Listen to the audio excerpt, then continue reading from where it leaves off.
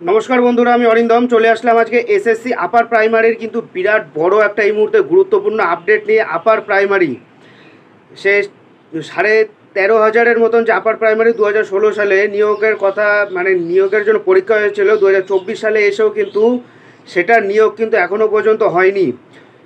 সেটাতে কিন্তু প্রায় 8,500 বা 9,000-এর মতন কিন্তু ক্যান্ডিডেটদের ফার্স্ট কাউন্সিলিং কিন্তু হয়ে গেছে, তারপরে কিন্তু আর কোনো কাউন্সিলিং হয়নি। প্রার্থীরা কিন্তু তাকিয়ে আছে একমাত্র শুধু কোর্টের দিকেই। তারা, আমি কিন্তু এটা নিয়ে আগে একদিন ভিডিও করেছিলাম, তারা কিন্তু মানে সরকার যে গঠন হয়েছে এবং তৃণমূল সরকার যে এত পরিমাণে ভোট পেয়ে এবার যে সংখ্যাগরিষ্ঠতা পেয়ে গেছে, সো সেটা নিয়ে কিন্তু ওদের কোনো অভিযোগ নেই, বাট তারা খুশি এবং তারা অনেক আশাবাদী সরকার যেন এবার তাদের দেখে। এর থেকেও তারা কিন্তু বেশি আশাবাদী যে তারা যেন হাইকোর্টের আদেশ অনুসারে তাদের নিয়োগটা যেন হয়। প্রায় 8-10 বছর ধরে তারা অপেক্ষা করে আছে। সো বন্ধুরা, ভিডিওটা কন্টিনিউ করুন। 8,900 জনের প্রথম কাউন্সিলিংয়ের শেষে নিয়োগের অপেক্ষা এখনও বাকি 2,000। আপারে দ্রুত নিয়োগের দাবি। দীর্ঘ 10 বছর হয়ে গেল, তারপরে উচ্চ প্রাথমিকের শিক্ষক নিয়োগ এখনও কমপ্লিট হয়নি। এই অবস্থায় উচ্চ মাধ্যমিক চাকরি প্রার্থীরা তাকিয়ে আছেন কলকাতা হাইকোর্টের দিকে।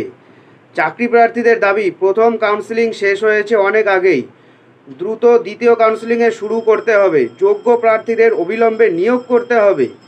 উচ্চ প্রাথমিকে প্রায় 9,000 প্রার্থীর স্কুল বাছাই অর্থাৎ কাউন্সিলিং প্রক্রিয়া হয়ে গেছে, যদিও দ্বিতীয় দফার প্রায় 2,000 প্রার্থীর কাউন্সিলিং প্রক্রিয়া এখনও বাকি আছে। মাতঙ্গিনী হাজরার মূর্তির পাদদেশের মঞ্চে থাকা উচ্চ প্রাথমিক চাকরি প্রার্থী সুশান্ত ঘোষের কথায় আন্দোলন চলছে।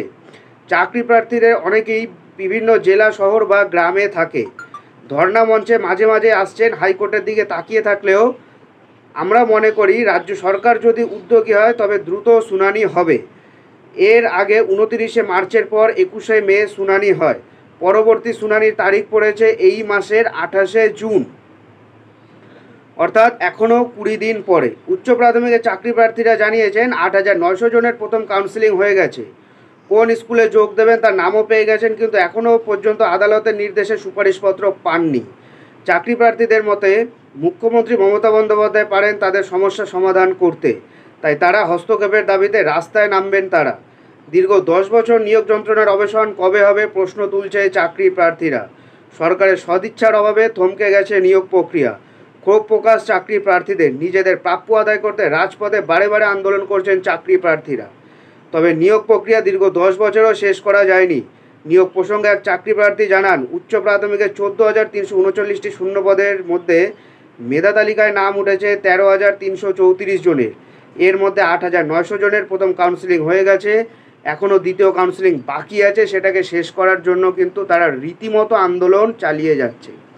সো বন্ধুরা, এটাই হলো আজকেকার আপডেট। সো এরকম আপডেট পাওয়ার জন্য অবশ্যই চ্যানেলটা সাবস্ক্রাইব করে আমাদের পাশে থাকুন।